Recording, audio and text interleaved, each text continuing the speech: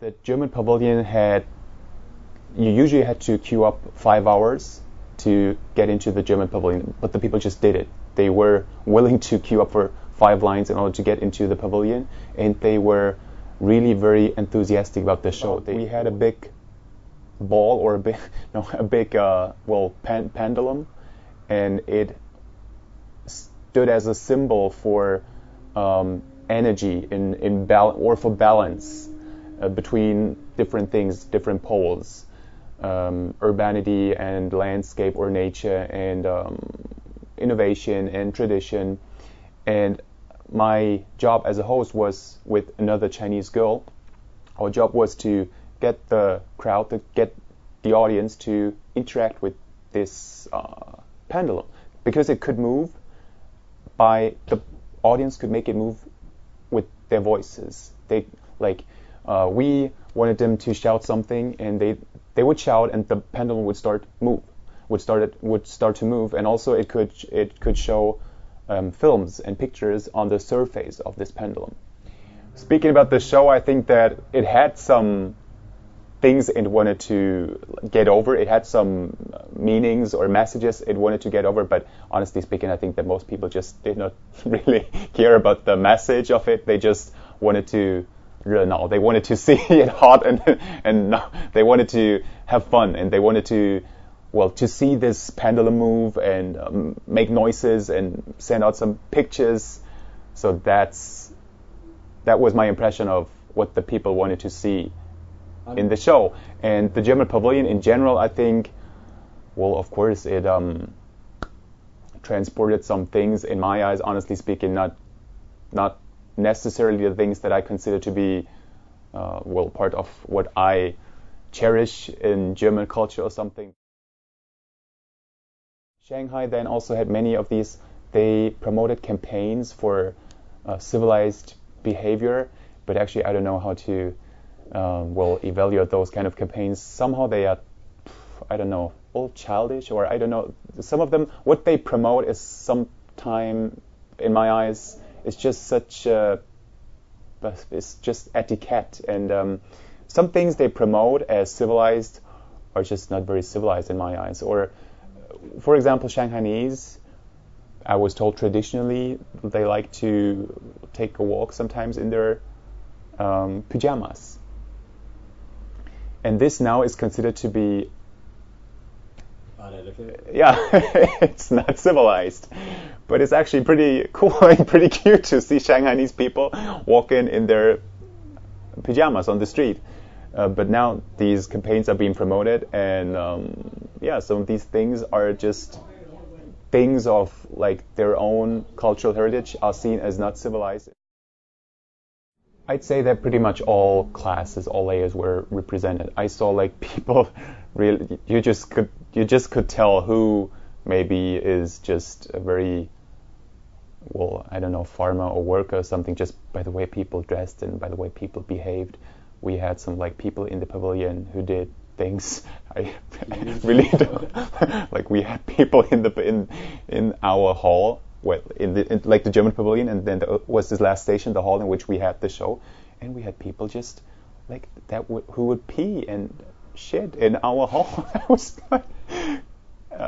so I was really feeling that there were people who were really low educated. But then again, of course, the elites, the high society, also went to the expo and to the pavilions. That we, of course, saw this because all of them, high society, would have VIP passes and just be some special points within the hall. It was Germany representing Germany. It was the power structures or the structures were not involving, were interfering. It was I think the main institution responsible for the German Pavilion was a German ministry. So, but that's actually of course, that's kind of. So this is the representation, of course, to a certain degree, was not a real representation, but was just to fit or to match the expectations the Chinese had. Well, as to the Chinese pavilion, or as to the representation of China in the Chinese pavilion,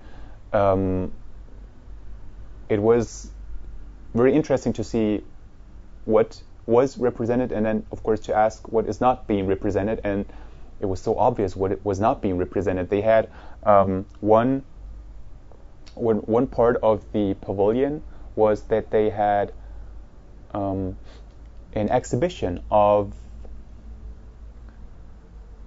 how do you say, a 客厅 in a house, like a living room. A living room. Thank you. They had an exposition of living rooms.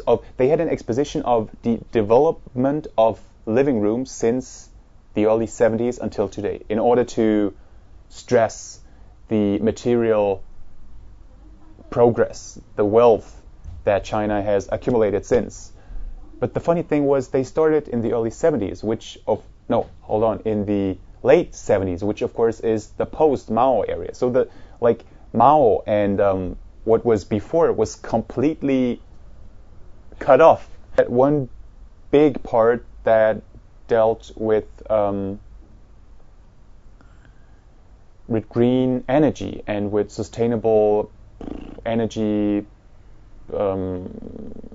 and these things. So they also wanted to show, on the one hand, the material progress they made, then again the link to the traditional cultural heritage, and then again this green energy aspect. They wanted to show how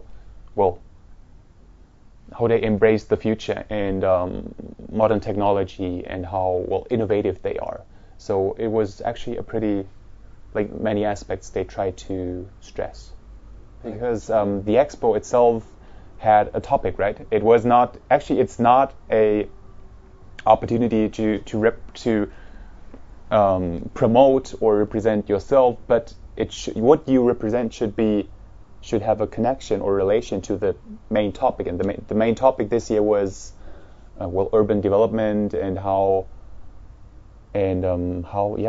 urban development, I think, right? So sustainable urban development. So what you just saw in many pavilions was that they did not care at all about the topic. They just tried to promote themselves. Of course, from some countries, this is a very unique opportunity to promote themselves.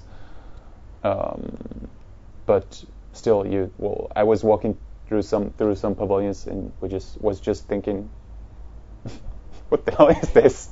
No relation at all to the main topic of the expo.